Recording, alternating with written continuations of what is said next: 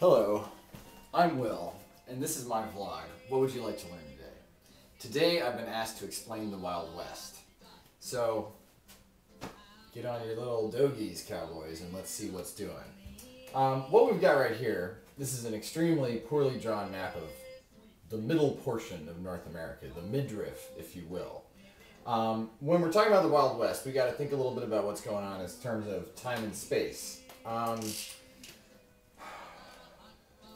America didn't have a West for the longest time. And the reason for that was because we had this gigantic Mississippi River that was really considered the western boundary of the original British colonies' claims to the territory. Okay, everything west of that was owned by France. Of course, Thomas Jefferson ended up buying that from France in either a very shrewd deal or a total ripoff.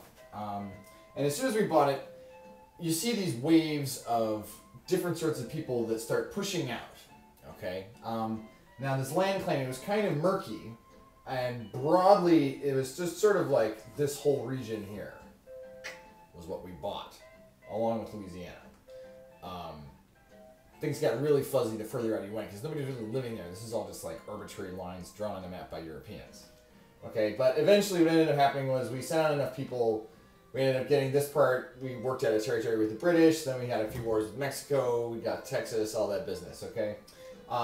But first of all, you've got pioneers who are going to go blaze a trail, figure out what's going on, try to find where are the good trading posts, where can you find the best beaver, that sort of thing. Then you've got folks who just kind of want to get out of the town, and they just hitch up their wagons with their oxen, and they get out of Dodge. Okay, as you know, that's very grueling, of course, but it was this sort of westward flow that ended up sort of completing America's domination of the midriff section here, right? That whole manifest destiny jargon, okay? And they had good reason to want to go over there. First of all, there's a ton of free land. Second of all, there's gold, apparently. And then later on, there was more free land, and cattle became a big deal. Okay, this business is about lots of free land. Land is a big deal. You got to remember, like, these people are coming from a place where, if they're European, they're immigrants, most of them, right? Where land was not up for grabs, and now all of a sudden you got an enormous swath of land. Everybody's very excited about being able to be landowners. This is kind of actually amazing. All right, so let's see. So you got people going out. First they go for the beavers. Then Europeans stop wearing beavers on their head. Then they end up being drawn out by the gold. Then all the mines get played out. And then by that point there's cattle. There's a lot of cattle. All right, and then the cattle, eventually that dries up too, in the sense that it all gets fenced off, right? Instead of just letting all your cows like roam around on the prairie, you put barbed wire up, you keep the cows in the pen, and this is like the death of the classic cowboy, all right? Because there's no longer all this like going out there and rounding up the herd. Herd's in the farm. Herd's not going anywhere. Don't need to worry about the herd, okay? Let's see. Now the wild aspect of it, the West was extremely wild because there weren't any systems set up to like maintain law and order. A lot of the people who were out there were crazy already. Everybody was armed to defend yourself from varmints, and this led to a lot of shooting. Okay, so you have some. There ended up being some effective law enforcement organizations. The only three that really were any good were you had here the Rangers in Texas, right? Then if you go up north, you're going to get the Mounties. Mounties did a pretty good job, and then in the middle region here, you got the Buffalo Soldiers, right? You got the cavalry, U.S. cavalry, okay? And now these guys just kind of ride around and like they're just kind of trying to look for the big problems, okay? And what they would normally do is the problem is that they're the law enforcement side. They need still the they need a court system. They need some kind of judicials, if you will, okay? So they would frequently just kind of appoint local guys to be in charge. So notable aspects of this whole wild and woolly aspect, you've got Wyatt Earp. You've got all the let's see, all that stuff in Tombstone and Deadwood. And actually, an interesting guy I found out about is this guy named Roy Bean. He was in Texas right there. He was a saloon owner, by which I mean he had a tent and a lot of whiskey near a railroad town.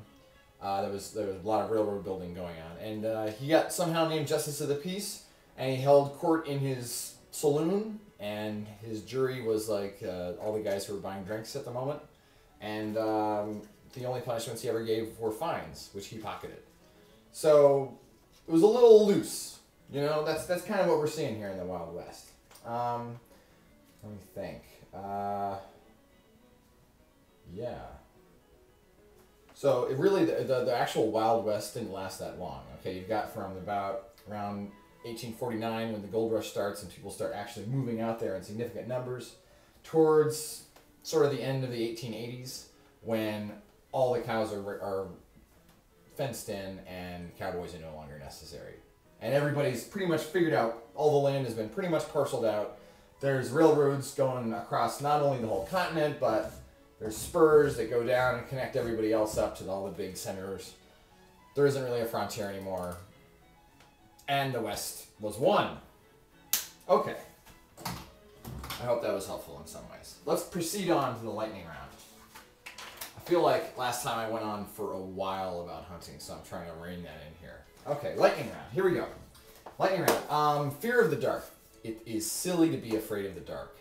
I kind of had a breakthrough with this when I figured out that, like, when you're in the dark, don't think of it as being in the dark. Think of it as being blind. Okay? Blind people are in the dark all the time, and they are totally fine. Ever since Patterson became our new governor here in New York, I've been taking all my showers in the dark, and it's really not a problem. I really don't see what the big deal is. You should try it. I do it in some place that's really familiar. Just turn off the lights and like see. You still know where everything is. You don't like make any mistakes. It's weird. Regret. I'm so glad I was asked about this. Regret, as it so happens, is a well, she was the first of only 3 fillies ever to win the Kentucky Derby. Fillies are not usually in the Kentucky Derby. They don't usually make particularly good racehorses. They have sexual dimorphism in horses also, and so usually the top performers are usually males, stallions or geldings. But Regret really was quite a butch filly, and she banged it out in 1915. So, and it's almost time for the Kentucky Derby again, I believe. But I think the most promising filly is not playing. She's been the Kentucky Oaks instead, unfortunately. All right, exercising for improving memory. You just have to memorize a bunch of stuff. This is like anything else. The exercise for getting to like read faster is to read a lot. I think the exercise for improving your memory is probably to memorize a bunch of stuff. You'll learn tricks, you know. So, I don't know, pick something fun to memorize. Soliloquies. Everybody should know a lot of soliloquies, I think. Cubicles. I feel like I would rather just like take away all the partitions and just have a big open bullpen. I feel like that would be more fun. You could play like football back and forth. I don't know. Cubicles would just seem like if you're not gonna have your own office, you should not have an office. You should be with everybody else. I feel like that's more sane. Ugh, I don't like cubicles. Lastly, stoichiometry. Okay. So here's the deal. One of the reasons I'm doing this vlog is because I really like explaining stuff. My day job is a chemistry teacher. Today I just spent all day explaining stoichiometry to 11th graders. I don't want to talk about it anymore. It's great. Stoichiometry is super, but not right now, honey. Okay. Let me know what else would you like to know today. Please. I crave your questions.